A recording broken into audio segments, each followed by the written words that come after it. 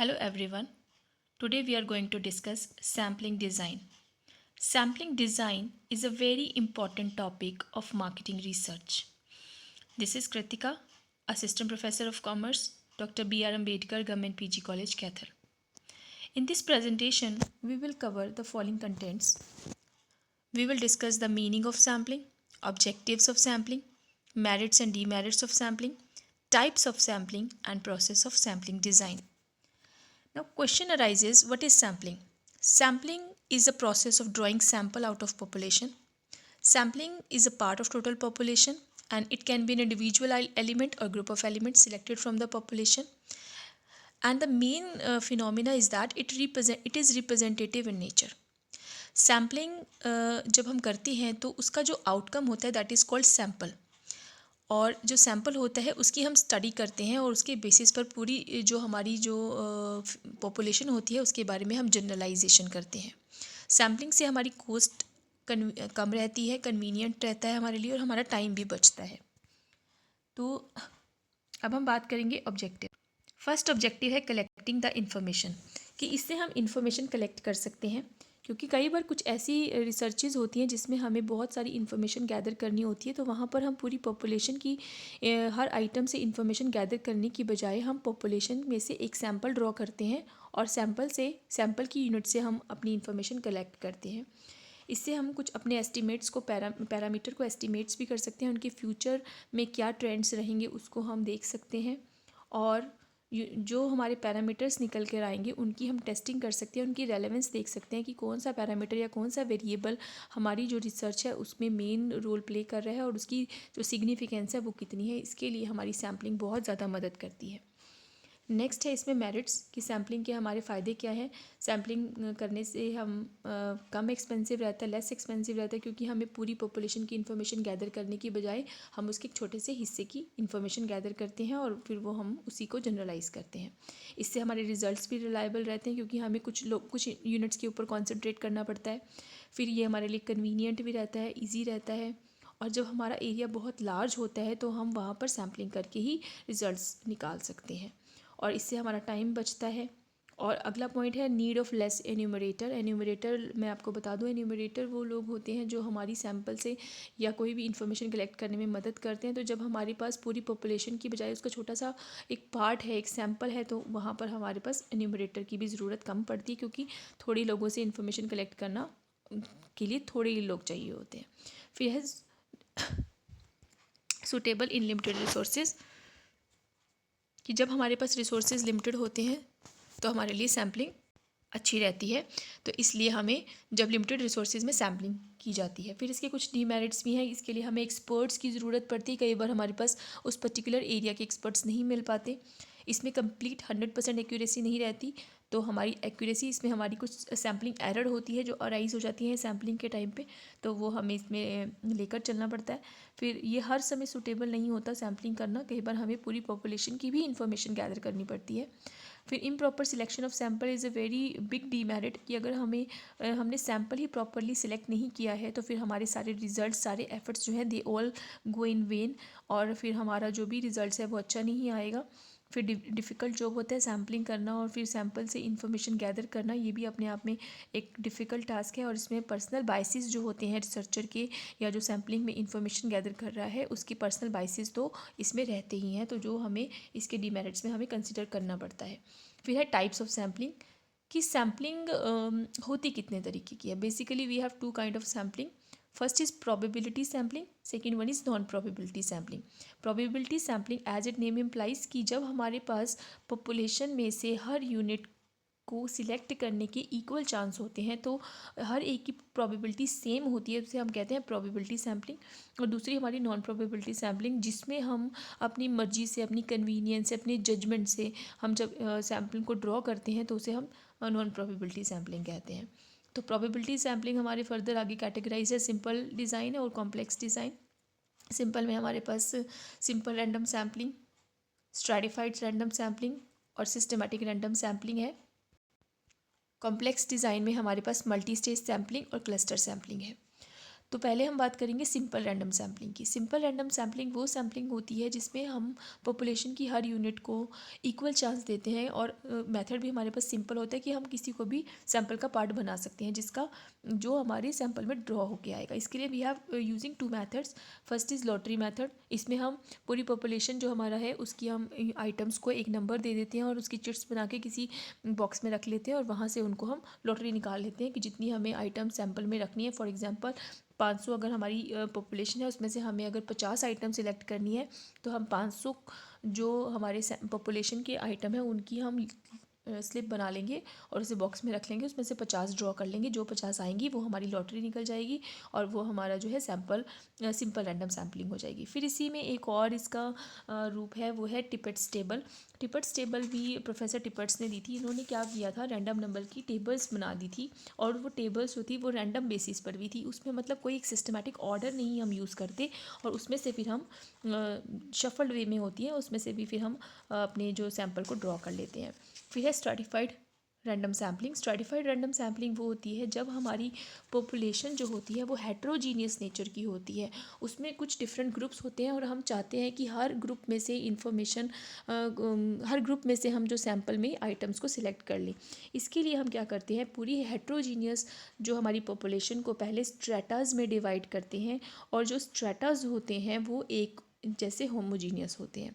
For example अगर हमें college students की इन्फॉर्मेशन गैदर करनी है, और कॉलेज में हमारे पास साइंस स्ट्रीम भी होती है, आर्ट स्ट्रीम भी होती है, कॉमर्स स्ट्रीम भी होती है, तो अगर मुझे पूरे कॉलेज की 1000 स्टूडेंट में से मुझे 100 स्टूडेंट कलेक्ट करने हैं, और उनसे हम उसको सैंपल बनाना है, और उसमें से हमें इन्फॉर्मेशन गैदर करनी है, तो पहले मैं क्या करूँगी, पहले स्ट्रैटा बनाऊँगी। स्ट्रैटा में हम क्या करेंगे, साइंस के स्टूडेंट का एक स्ट्रैटा होगा, कॉमर्स के स्टूडेंट का एक स्ट्रैटा होगा, और आर्ट्स के स्टूडेंट का एक स्ट्रैटा होगा, और उसमें से हम फिर रैंडम बेसिस पर हम इंफॉर्मेशन को मतलब हम जो रैंडम नंबर बेसिस पर हम सैंपल ड्रॉ कर लेंगे, और फिर वहाँ से जो हमारे पास सैंपल बन के आएगा उसे हम कहेंगे स्ट्रैटिफाइड रैंडम सैम्पलिंग। फिर है systematic random sampling. Systematic random sampling में हम क्या करते हैं, पहले हम किसी भी पॉपुलेशन की सारी आइटम्स को नंबर दे देते हैं, और फिर उसके बाद हम क्या करते हैं, उनको लिख लेते हैं, उनको टेबल बना देते हैं। फिर हम फर्स्ट यूनिट को सिलेक्ट करते हैं, वो रैंडम बेसिस पर होती है। जैसे मैंने फर्स्ट यूनिट सिलेक्ट करी, वो हमारे पास आई फॉर एग्जांपल 25 तो हमने क्या किया, उसके बाद हर अगली 10th आइटम जो होगी वो हमारे सैंपल का पार्ट होगी। हम सिस्टमैटिक एक पोर्शन बना लेते हैं कि first item will be on random basis, and the next all the items will be selected on the basis of a system that we will making. For example कि हमने उसमें एक नंबर डिसाइड कर लिया कि 10 हर 10वीं आइटम लेंगी, जैसे 25 के बाद 35 45 55, इस तरीके से जो जिस आइटम के ऊपर वो नंबर लगा होगा हम उसे अपने सैंपल का पार्ट बना लेंगे। तो ये है सिंपल रैंडम सैम्पलिंग।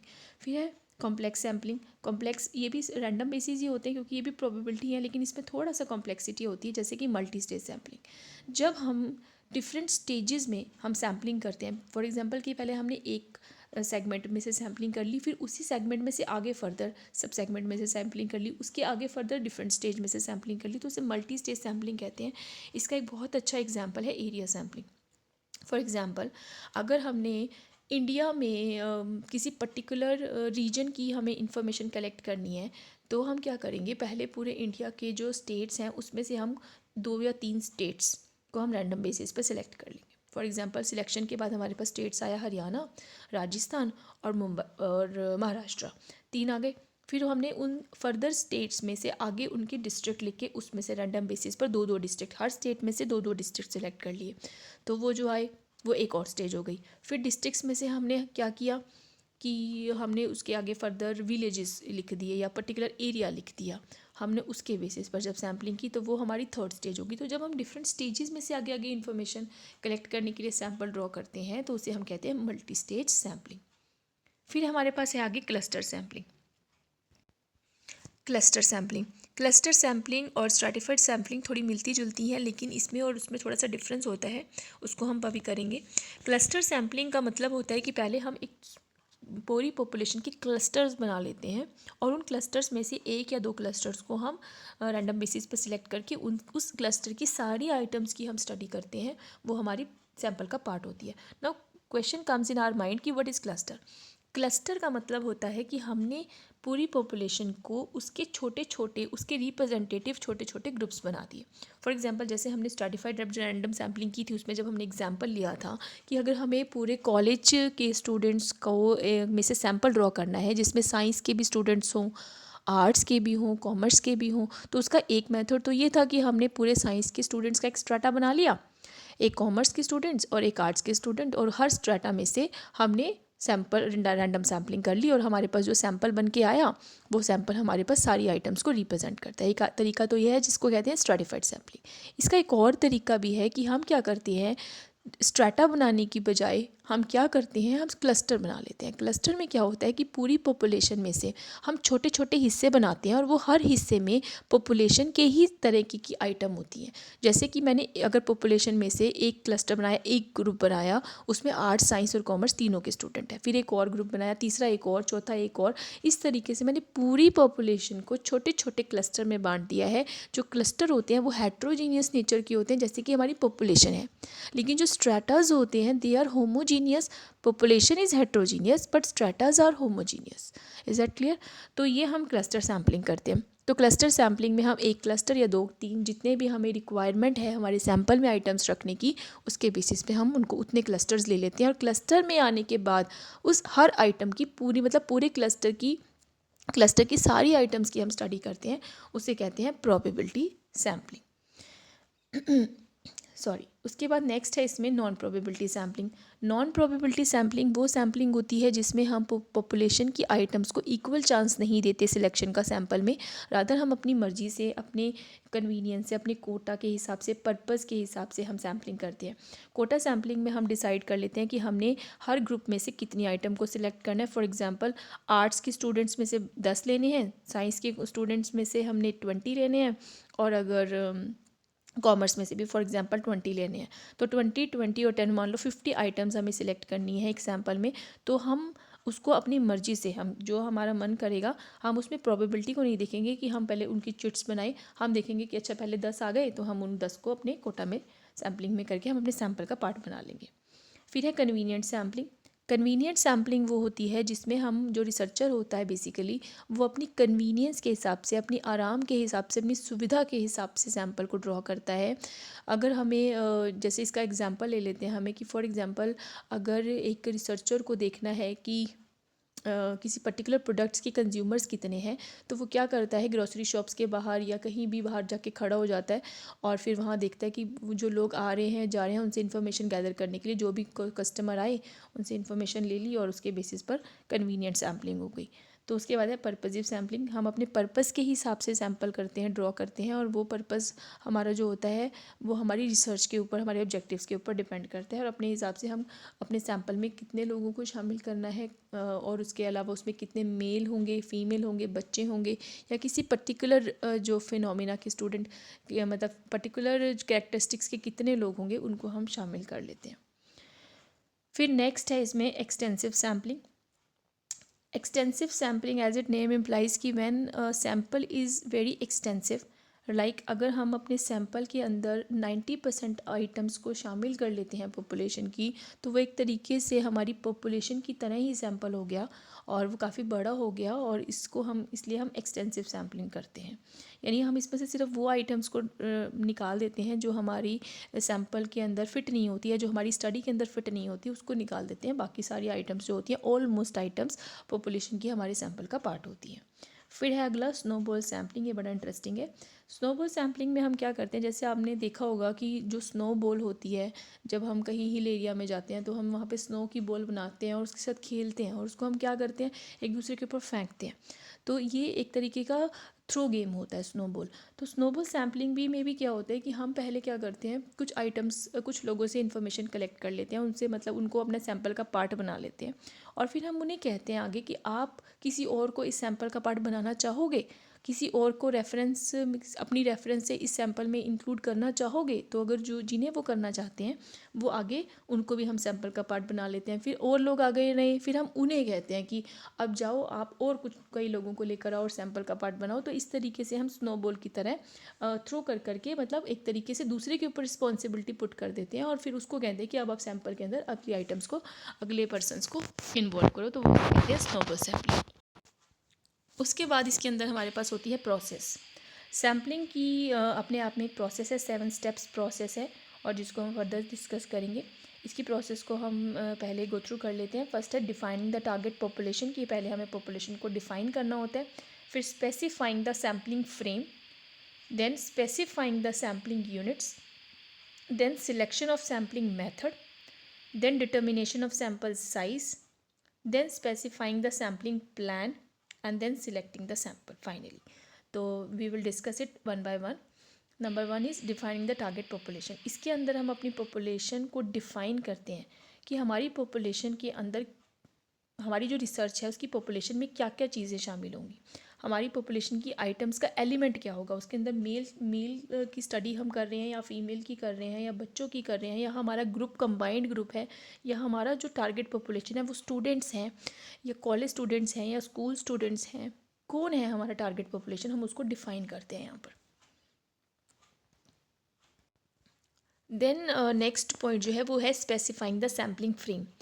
जैसे एक फ़ोटो फ्रेम होता है, उसकी बाउंड्री होती है और हमें पता है कि फ़ोटो को उसके अंदर फिट करना है, उसी तरीके से ये सैम्पलिंग फ्रेम होता है। इसमें हम क्या करते हैं कि जब हमारा एक बार पॉपुलेशन की टारगेट पॉपुलेशन डिफाइन हो जाती है कि हमारी टारगेट पॉपुलेशन में फॉर एग्जांपल स्टूडेंट्स लेने हैं, फॉर एग्जांपल हमने कॉलेज स्टूडेंट्स लेने हैं, ये फिर डिसाइड हो गया। उसके बाद हमने सैम्पलिंग फ्रेम डिसाइड करना होता है कि जो कॉलेज स्टूडेंट्स होंगे वो हमने कौन से लेने हैं जिनकी एज इतने से इतने हो, जिसमें हम डिसाइड करते हैं जो भी हमारा टारगेट है।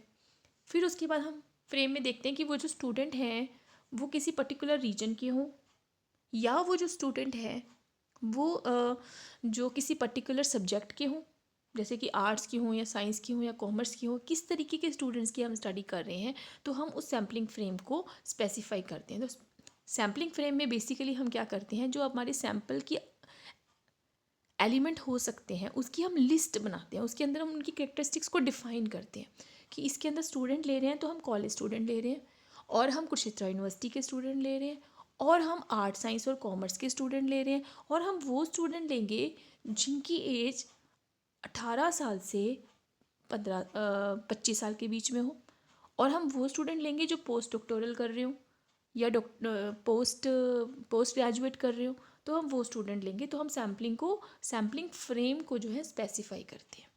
उसके बाद हमारे पास नेक्स्ट है सैम्पलिंग यूनिट को स्पेसिफाई करना। सैम्पलिंग यूनिट का मतलब होता है कि हम हर सिंगल एलिमेंट को सैम्पल के डिफ़ाइन करते हैं और फिर हम उसको सैम्पल के लिए हम उसको ग्रुप में लिखते हैं कि हमारी सैम्पलिंग यूनिट अब इस पर्टिकुलर रीजन की या इस कुरुक्षेत्र यूनिवर्सिटी के इतनी पीजी के या फिर उसके आगे हायर एजुकेशन के स्टूडेंट होंगे जिनकी हमने स्टडी करनी है। फिर है सिलेक्शन ऑफ सैम्पलिंग मेथड। इसमें हम मेथड को सिलेक्ट करेंगे, जैसे कि अभी हमने पीछे ही पढ़ा है कि we have 2 kind of sampling method. First is probability sampling method, another one is non probability sampling. तो हम देखेंगे कि हम यहाँ पे सिलेक्शन करेंगे जब हम सैम्पलिंग डिज़ाइन की प्रोसेस को फॉलो कर रहे हैं, तो हम देखेंगे कि अब हमें सैम्पल जो है किस मेथड से ड्रॉ करना है, प्रोबेबिलिटी से करना है।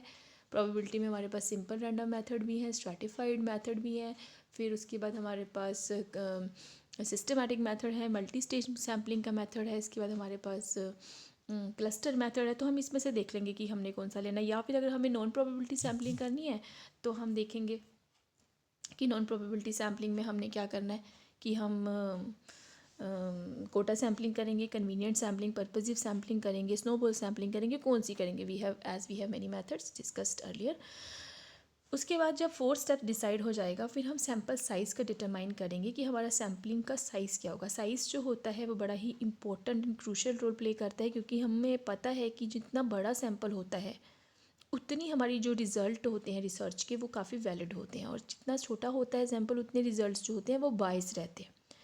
तो हमारे पास वैसे बड़ी सारी टेक्निक्स होती हैं सैम्पल साइज़ को डिटरमाइन करने की, बट फिर भी मोस्ट ऑफ द केसेस में जो रिसर्चर होता है वो अपनी पास्ट स्टडीज़ को देखकर वहाँ से लिटरेचर रिव्यू से या फिर अपने जजमेंट के हिसाब से सैम्पल साइज़ को या अपने रिसोर्सेज के हिसाब से रादर अपने सैम्पल साइज़ को डिटरमाइन करता है कि मुझे 100 आइटम्स को सैम्पल में 100 आइटम को सैम्पल में लेके चलना है या 500 या 400, depending upon the type of area to be studied and research to be carried on. तो इस तरीके से हम सैम्पल साइज़ को डिटरमाइन करते हैं। नेक्स्ट फिर उसके बाद उसमें रह जाता है सैम्पलिंग प्लान को स्पेसिफाई करना। जैसे कि हम लोगों को पता ही है कि प्लान में हम W फैमिली के जो आइटम्स होती हैं जैसे who, when, why, what, where, इसको हम स्टडी करते हैं। तो सैम्पलिंग प्लान में भी हम देखते हैं कि when we will draw the sample और why we are drawing the sample what, और हम मतलब बेसिकली हर अपने जो सैम्पलिंग से रिलेटेड जो भी हमारे क्वेश्चंस हैं हम उनको देखते हैं कि कब हम सैम्पलिंग करेंगे, कहाँ से करेंगे, कब कौन हमारे साथ मदद करवाएगा, कितने लोगों को शामिल किया जाएगा, ये सारी चीज़ों को हम कैरिड ऑन करते हैं। सैम्पलिंग प्लान को हम यहाँ पर डिफ़ाइन करते हैं, आउटलाइनिंग करते हैं बेसिकली उसकी, कि कब हम जाएंगे, कहाँ से सैंपल लेंगे, कितने लोगों का नाम कैसे लिखेंगे, उनका डाटा कैसे कलेक्ट होगा, उनको कैसे हम अपने सैंपल का पार्ट बनाएंगे, उनसे क्वेश्चनियर भरवाएंगे, क्या करेंगे।